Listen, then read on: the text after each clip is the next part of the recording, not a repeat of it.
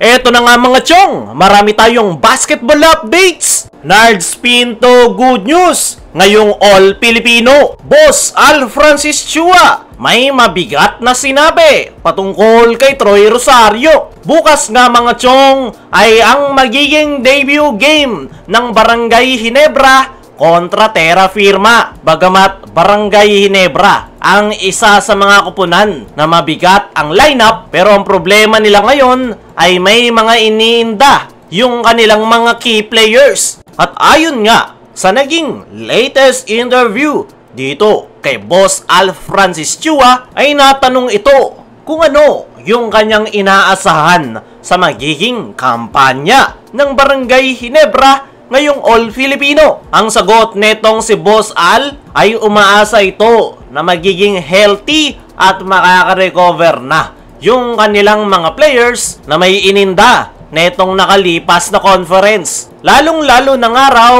etong kanilang big man na si Troy Rosario. Meron nga raw pilay si Troy sa kanyang paa noong finals, kaya hindi raw ito masyadong naramdaman. Kinument naman ni Boss Al si Troy dahil kahit may iniindang injury ay pinilit pa rin nitong maglaro para makatulong sa kanilang kupunan. Kaya naman ngayong All Filipino ay umaasa etong si Boss Al na healthy na Troy Rosario ang kanyang makikita dahil napaka-importante raw ng magiging role nito sa kanilang kampanya ngayong conference. Maliit nga raw ngayon yung lineup ng Barangay Ginebra, kaya naman kakailanganin talaga daw nila ng more effort coming from Troy Rosario dahil hindi raw kakayanin ni Japet na trumabahong mag-isa sa loob ng painted area. Kaya naman umaasa etong si Boss Al Francis Chua na ngayong All Filipino Conference may ipapakita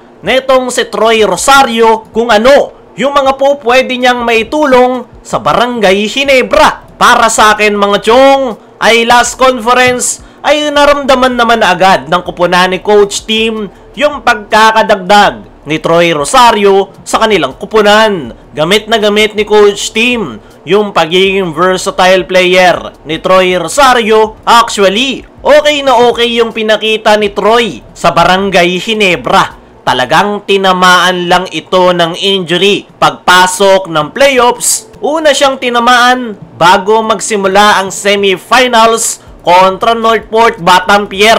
Naka-recover si Troy pero tinamaan ulit siya ng injury noong finals kontra TNT na naging dahilan kung bakit hindi siya naramdaman ng Barangay Ginebra. Gaya ni Boss Al ay naniniwala ko mga chong na itong All Filipino Conference natin makikita kung ano ba talaga yung mga kayang may contribute ni Troy Rosario sa kanyang kupunan. As of now, isa etong si Troy sa pinakamasisipag sa team practice ng Barangay Ginebra. Talagang desidido ito na ikondisyon at mas i-improve pa ang kanyang laro. Panigurado, babawi para sa Barangay Ginebra etong si Troy Rosario. At yan nga, yung inaantay sa kanya ni Boss Al Francis Chua. Masaya naman si Boss Al sa mga unang laro ni Troy Rosario sa Barangay Ginebra. Talagang bumagsak lang yung kanyang expectation noong finals dahil hindi naramdaman si Troy Rosario, which is acceptable naman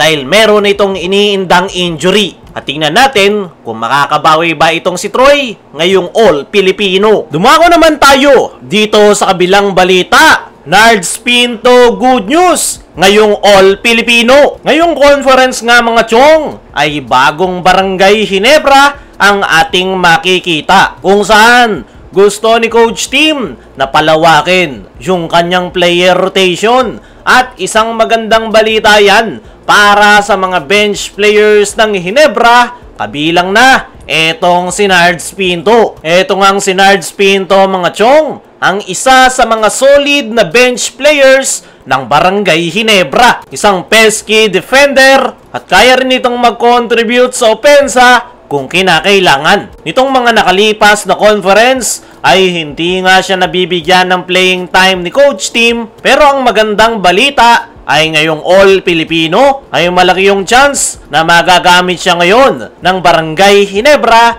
dahil sa gustong mangyari ni Coach Tim. Para sa akin mga chong, ay isa itong si Nards Pinto sa mga role players na kinakailangan ng Barangay Ginebra. Dahil nandoon nga yung kanyang depensa, kayang-kaya nitong pahirapan kung sino man ang ipabantay sa kanya. Naniniwala ko mga chong na ngayong All Filipino ay kinakailangan ni Coach Tim na gamitin yung ilan sa kanyang mga bench players at mukhang yan talaga yung kanyang plano ngayon at isa etong si Nards Pinto sa pinakamagagamit ni Coach Tim sa kanyang mga bench players. At kung mabibigyan nga lang ito ng mahaba-habang playing time ay paniguradong muling may ibabalik ni Nards Pinto yung kanyang kumpiyansa pagdating sa outside shooting. Noong naglalaro pa ito noon sa Meralco Bolts, ay inaasahan nila ito noon sa depensa at opensa. At yan nga yung gustong ibalik ni Coach Tim dito kay Nards Pinto. Kaya i-expect natin na gagamitin ito ni Coach Tim ngayong All Filipino. Kaya mga chong, ano ang masasabi nyo sa magandang balita patungkol kay Nards Pinto? Ano rin yung masasabi nyo sa ine-expect ni Boss Al kay Troy Rosario ngayong All Filipino? I-comment mo lang dyan sa ibaba.